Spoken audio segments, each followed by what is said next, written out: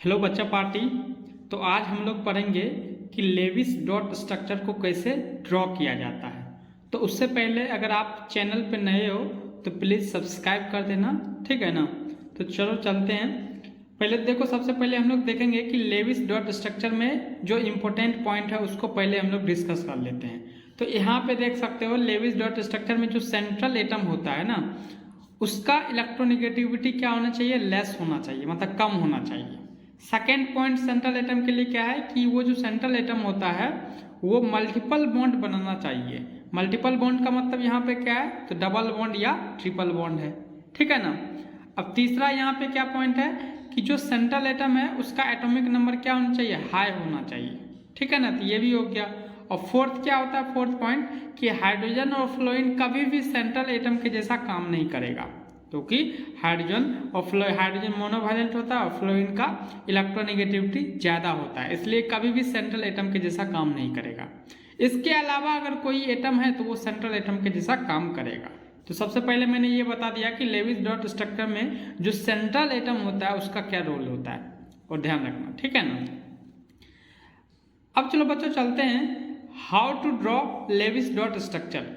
तो इसमें देखो, ये देखो मैं पहले से लिख के इसलिए लाया हूँ ताकि आप लोग का टाइम बचे, ठीक है ना। मैं चाहता तो ये पूरा मैं लिखता वीडियो में, ठीक है ना, लेकिन उससे क्या होता है कि आपका ज़्यादा मतलब टाइम लगता है समझने में, ठीक है ना। इसलिए मैं पहले से लिख के लाया। तो इसमें देखो रूल नंबर 1 में क्या कह रहा है, फाइंड N1। अब यहाँ पे आपको एक एक करके समझना पड़ेगा। तो N1 का यहाँ पे क्या मतलब है, N1 का मतलब है number of valence electrons plus number of negative charge minus number of positive charge, ठीक है ना। तो वैलेंस इलेक्ट्रॉन्स का number plus number of negative charge minus number of क्या हो जाएगा, बताओ, पॉजिटिव चार्ज होगा, ठीक है ना। और वैलेंस इलेक्ट्रॉन्स आपको पता होना चाहिए, alkali metal, alkaline earth metal, ठीक है ना। आउटरमोस्ट शेल में जो इलेक्ट्रॉन्स होता है एल्कली मेटल के लिए वही वैलेंस इलेक्ट्रॉन होता है। पी ऑर्बिटल में कैसे देखते हैं, तो वहां पे 10 प्लस आउटरमोस्ट सेल में जो इलेक्ट्रॉन होता है वो क्या होता है, वैलेंस इलेक्ट्रॉन होता है, ठीक है। तो ये सब आपको पहले से पता होगा। अब देखो बच्चों चलते हैं हम लोग रूल नंबर 2 पे। रूल नंबर 2 क्या कह रहा है, N2। N2 का मतलब क्या है, number of hydrogen atom into 2 plus number of other atom into 8, ठीक है ना। हाइड्रोजन एटम को 2 से, मतलब हाइड्रोजन एटम का जो नंबर होगा उसको 2 से मल्टीप्लाई कर देना, और अदर एटम होगा उसका जो नंबर होगा उसको 8 से मल्टीप्लाई कर देना, ठीक है ना। तो ये N2 पता चल जाएगा।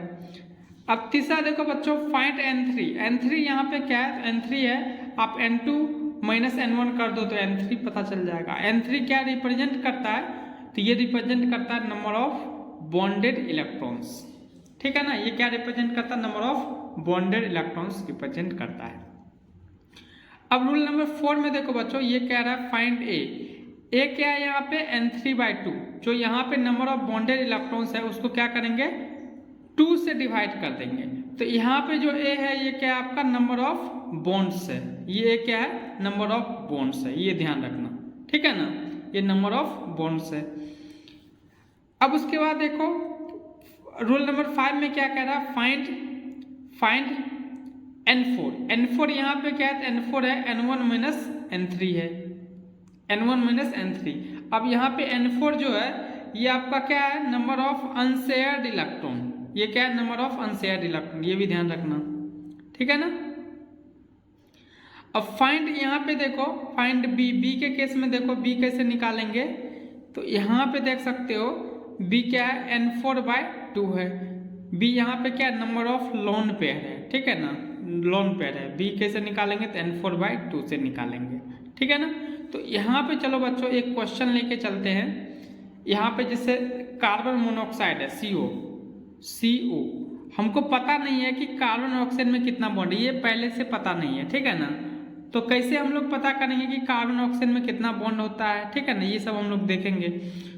तो सबसे पहले देखना क्या है हमको, पहले क्या निकालना है हमको, N1 निकालना है। पहले क्या निकालना है, N1 निकालना है। N1 होता क्या है, तो number of valence electrons plus number of negative charge minus number of positive charge. तो यहाँ पे देख सकते हो बच्चों, कार्बन में जो वैलेंस इलेक्ट्रॉन होता है वो कितना होता है, कार्बन में वैलेंस इलेक्ट्रॉन कितना होता है, यहाँ पे देख सकते हो। तो यहाँ पे वैलेंस इलेक्ट्रॉन इसका 4 होता है, ठीक है ना। ये आपको पता होना चाहिए, पहले ये बहुत बेसिक चीज़ है, आपको पता होना चाहिए, ठीक है ना। कार्बन वैलेंस इलेक्ट्रॉन कितना होता है, 4 होता है। ऑक्सीजन में कितना होता है, 6 होता है। अगर आपको नहीं पता है तो मैं यहाँ पर लिख देता हूँ, देखो जैसे ये लिथियम है, बेरिलियम है, बोरॉन है, कार्बन, नाइट्रोजन, ऑक्सीजन, फ्लोरीन, और यहाँ पे इनर्ट गैस कोई ले लो, ठीक है ना, जैसे नियॉन ले लो। तो आपको देखो वैलेंस इलेक्ट्रॉन लिथियम में 1 होता है क्योंकि ये फर्स्ट ग्रुप का है, बेरिलियम में 2, बोरॉन में 3 होता है, कार्बन में 4, नाइट्रोजन में 5, ऑक्सीजन में 6, फ्लोरीन में 7, मतलब जितना भी हेलोजन होगा उसमें 7 होगा, और जितना भी इनर्ट गैस होगा हीलियम को छोड़ के कितना हो जाएगा बताओ, 8 इलेक्ट्रॉन होगा, ठीक है ना। तो कार्बन में 4 है, ऑक्सीजन में कितना है, 6 है, और इस पर कोई भी पॉजिटिव या नेगेटिव चार्ज नहीं है, तो N1 कितना हो जाएगा, 10 हो जाएगा, क्योंकि N1 में वही कह रहा है, ठीक है ना। नंबर ऑफ नेगेटिव चार्ज भी नंबर ऑफ पॉजिटिव चार्ज, ये तो है ही नहीं, ठीक है ना। अब N2 देखो, N2 क्या कह रहा है, यहाँ पे देख सकते हो N2 कह रहा है number of hydrogen atom into 2 plus number of other atom into 8। तो हाइड्रोजन एटम तो इसमें है ही नहीं, ठीक है ना। तो अदर एटम कितना है, 2 है, एक कार्बन है एक ऑक्सीजन है, तो 2 इंटू 8 कर देंगे तो 16 हो जाएगा। फिर N3 देखो, N3 कैसे निकालते हैं, N2 माइनस N1 से निकालते हैं तो 16 माइनस 10 तो ये 6 आ जाएगा। फिर A कैसे निकालेंगे, तो ये 6/2, N3/2 तो ये 3 आ जाएगा। फिर N4 कैसे निकालते हैं, तो N1 माइनस N3, N1 कितना है 10 है, ठीक है ना, N3 कितना है 6, तो ये 4 हो जाएगा। B कैसे निकालेंगे, तो N4/2 तो 2 आ जाएगा। तो हमको पता है A और B से मतलब है, हमको A और B से मतलब है। यहाँ पे A इक्वल टू कितना है 3, B इक्वल टू कितना है 2। A क्या रिप्रेजेंट करता है, आपका नंबर ऑफ बॉन्ड्स रिप्रेजेंट करता है, देख सकते हो, ठीक है ना। तो कार्बन और ऑक्सीजन में कितना बॉन्ड होगा, क्योंकि A इक्वल टू 3 है तो 3 बॉन्ड होगा।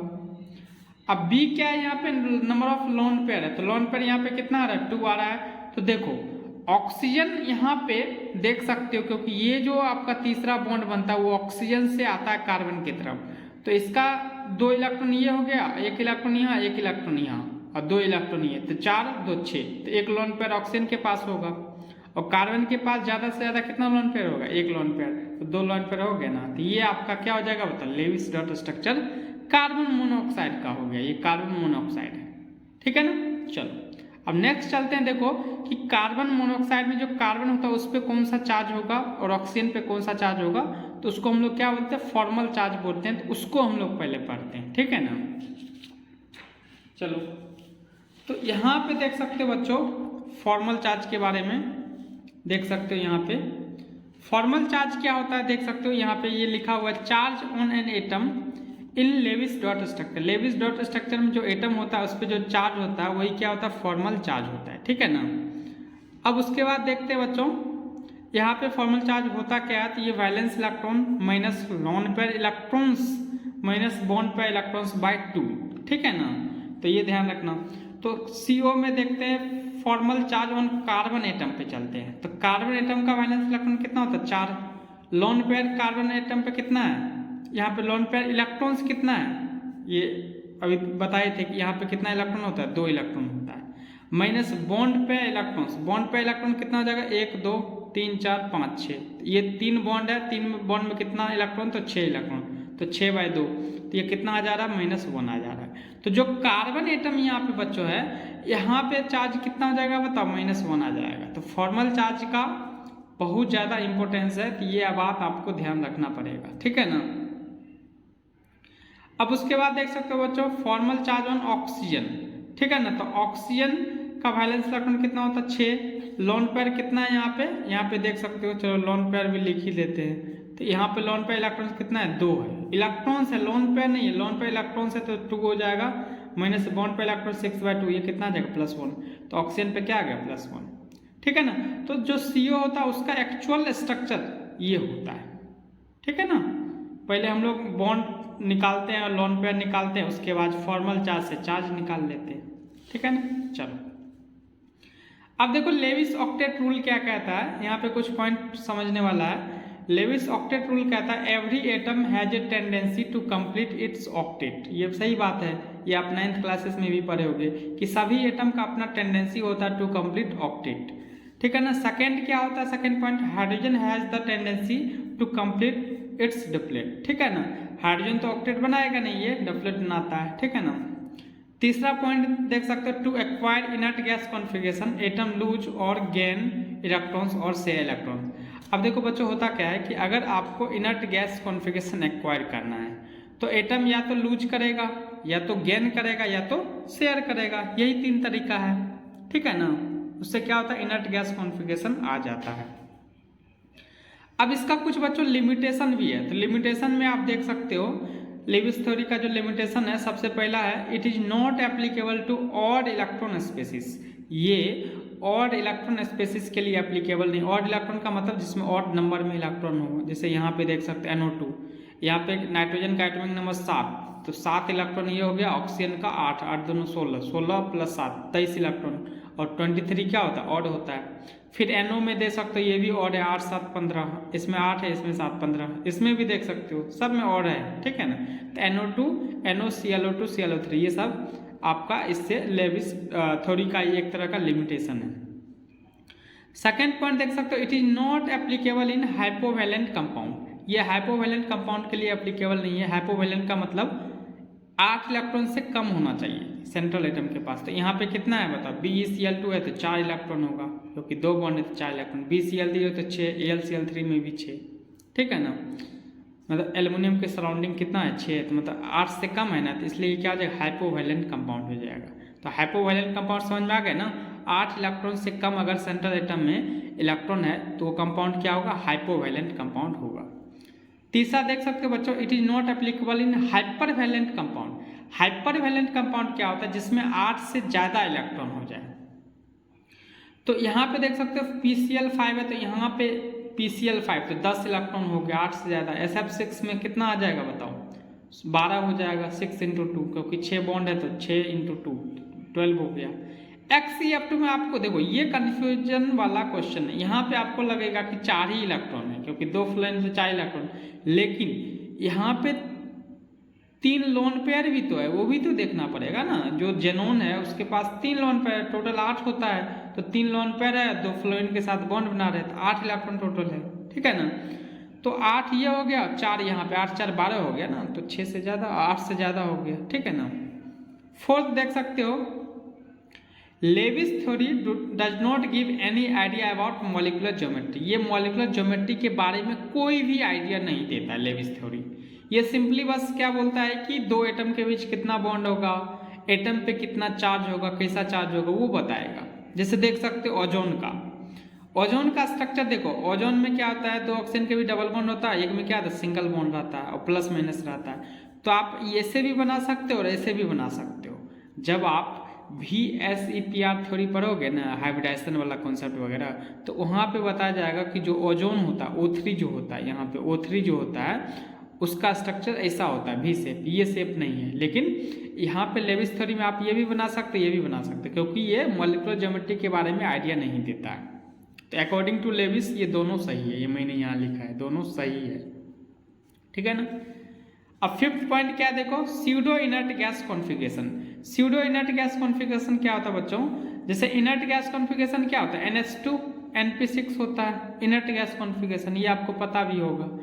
लेकिन स्यूडो इनर्ट गैस कॉन्फ़िगरेशन में क्या होता है, NH2 NP6 तो होता ही है, उसके अलावा ND10 होता है, मतलब D में कितना होना चाहिए, 10 इलेक्ट्रॉन होना चाहिए कॉन्फ़िगरेशन, ठीक है ना। जैसे कॉपर प्लस में कितना होगा, कॉपर का एटॉमिक नंबर 29 होता है, तो 1 प्लस हो गया तो 28। तो यहाँ आर्गन नहीं लिखना है आपको, यहाँ पे क्या लिखना है, नियोन लिखना है, ठीक है ना। और यहाँ पे भी नियोन होगा। तो नियोन का एटॉमिक नंबर कितना होता है बताओ, 10 होता है। तो उसके बाद 3s2 3p6 3d10 हो जाएगा, ठीक है ना। आर्गन नहीं लिखना है आपको, ठीक है ना। तो यहाँ पे देख सकते हो नियोन का 10 हो गया, 10 + 2 12, और यहाँ पे 6 हो जाएगा तो 18 और 10 तो 28 हो गया। और कॉपर प्लस का 28 होता ही है इलेक्ट्रॉन, ठीक है ना। उसी तरीके से यहाँ पे देख सकते हो Zn2 प्लस में Zn का एटॉमिक नंबर 30 होता है, 30 होता है, 2 प्लस का मतलब 28 हो गया। तो नियोन 3s2 3p6 3d10। तो यहाँ पे भी देख सकते हो बच्चों NH2 NP6 ND10 है, क्योंकि N इक्वल टू यहाँ पे कितना है, 3 है, देख सकते हो, ठीक है ना। तो ये भी आपका मतलब स्यूडो इनर्ट गैस कॉन्फ़िगरेशन आ जाता है, इसका मतलब है ये लेविस थ्योरी का लिमिटेशन है, ठीक है ना। तो इसको भी ध्यान रखना आप। तो ये टोटल 5 ये इसका क्या है, लिमिटेशन है, ठीक है ना। चलो बच्चों, तो थैंक यू सभी लोगों को।